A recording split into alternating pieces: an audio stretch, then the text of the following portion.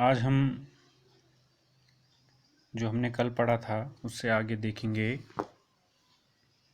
कल हमने संधि की परिभाषा समझी थी। संधि किसे कहते हैं यह हमने जाना था। जैसे कि कल की परिभाषा आप लोगों ने घर में पढ़ी होगी और उसे कंठस्थ भी किया होगा। संधि की परिभाषा जो कल बताई गई थी कि संधि का अर्थ होता है जोड़ या मेल। भाषा में इसका अर्थ इस रूप में प्रयोग किया जाता है। जब हम कोई शब्द रचना करते हैं तो शब्द रचना करते समय दो शब्दों के वर्ण परस्पर मिलकर जब एक रूप हो जाते हैं तो उसे हम संधि कहते हैं। अब आप देखेंगे संधि के तीन भेद मैंने कल बताए थे आप लोगों को। स्वर संधि, व्यंजन संधि और विसर्ग संधि। स्वर संधि के अंतर्गत जो हमारे सिलेबस में प्रमुख संधियां हैं वह हैं दीर्घ, गुण, वृद्धि, यण और अयादि। आज हम दीर्घ संधि को पढ़ेंगे।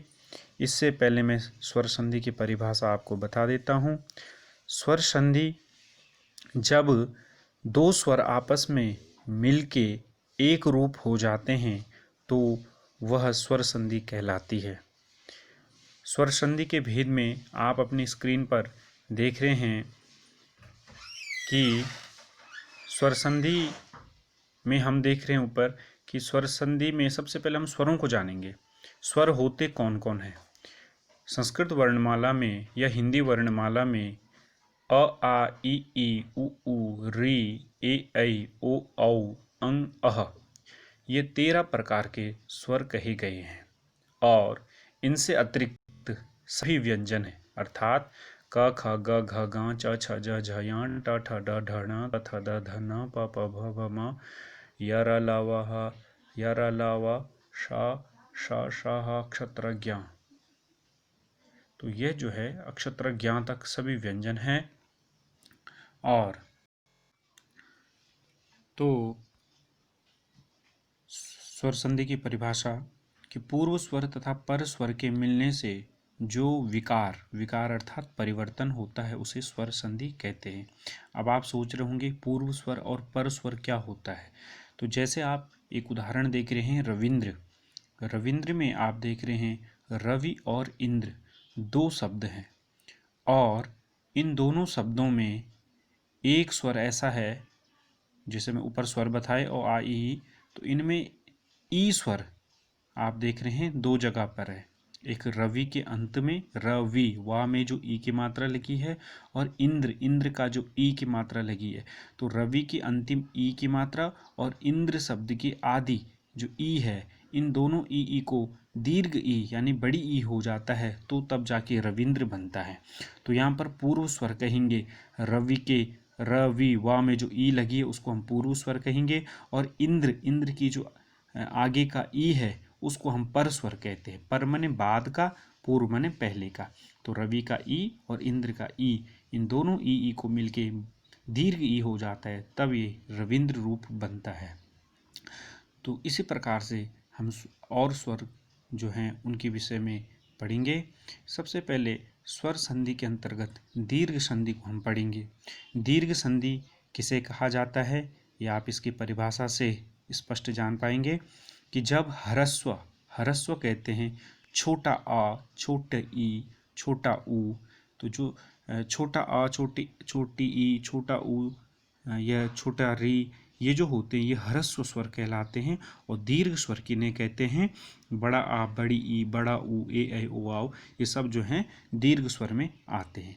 तो कहने का मतलब है दीर्घ संधि की परिभाषा जब ह्रस्व या दीर्घ अ, आ, ई, उ, रील, री ये जो वर्ण हैं इनके बाद सवर्ण वर्ण आते हैं। सवर्ण वर्ण का मतलब होता है, जैसे मैं ऊपर आप स्क्रीन में देख रहे हैं सवर्ण, अ के बाद अ आए तो वो सवर्ण है, ई के बाद ई आए तो वो भी सवर्ण है।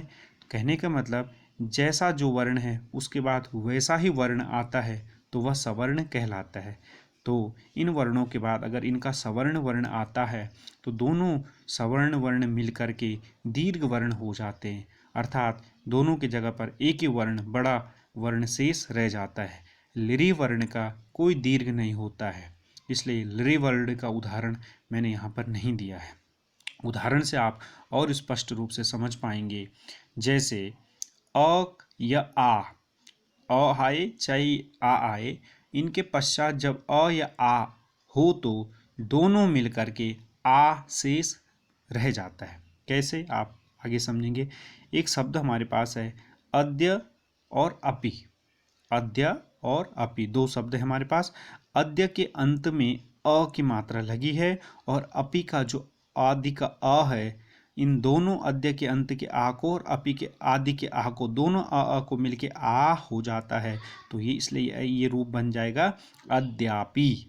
तो इसमें आप समझ पाए कि दोनों छोटे आ हैं। अद्य में भी अंत में छोटा आ की मात्रा लगी है, ह्रस्व आ लगा है, और अपि के आदि में भी छोटा आ अर्थात ह्रस्व आ लगा है। दोनों छोटे आ, दोनों ह्रस्व आ मिल करके दीर्घ आ बन गए हैं, तो ये दीर्घ संधि है।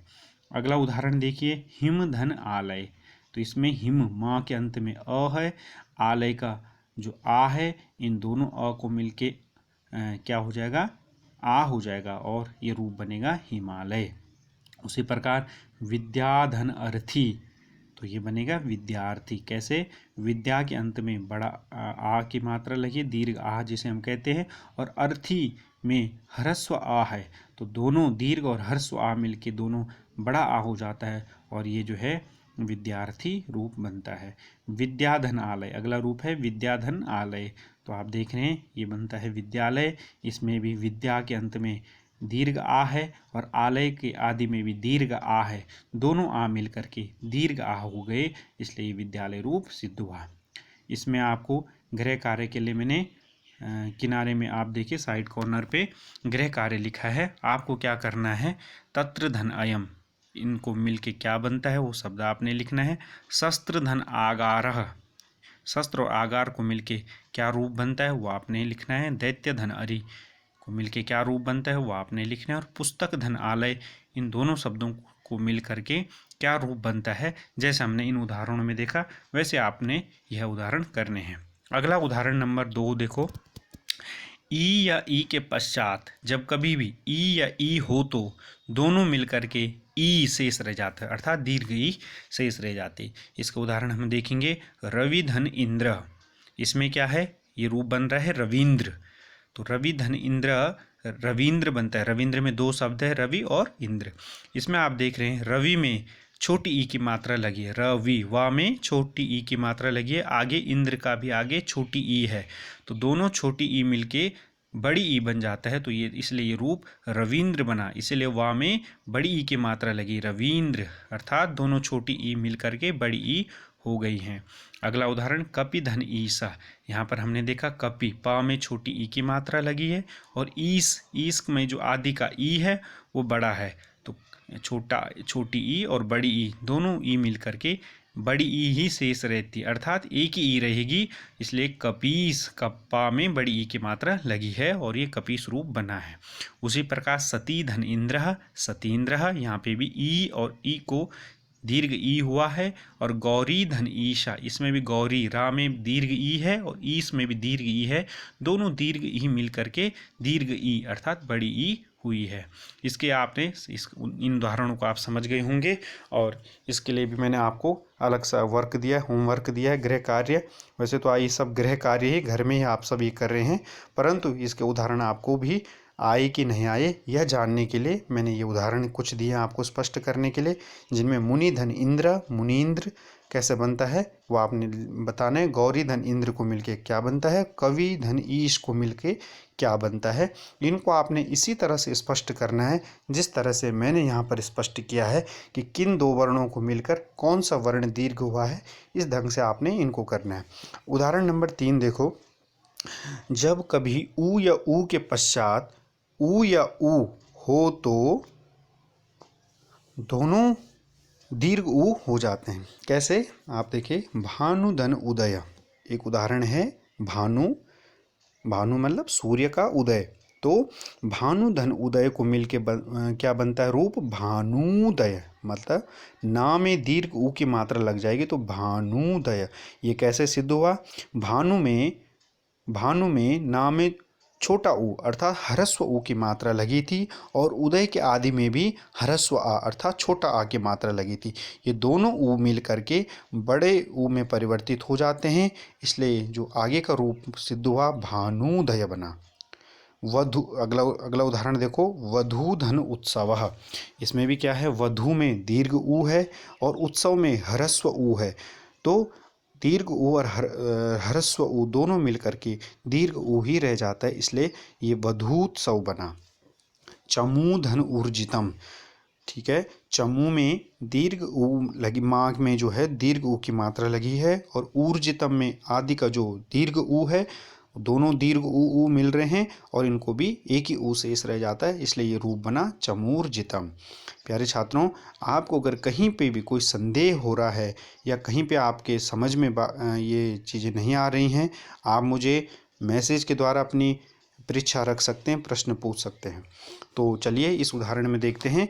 नंबर 3 उदाहरण, ऊ का उदाहरण जो मैंने बताया आपको, इसके मैंने कुछ आपके लिए उदाहरण के लिए कुछ कार्य दिया है, आप स्वयं इसको करेंगे। लघु धन ऊर्मी को मिल के क्या बनता है, वो रूप आप लिखेंगे।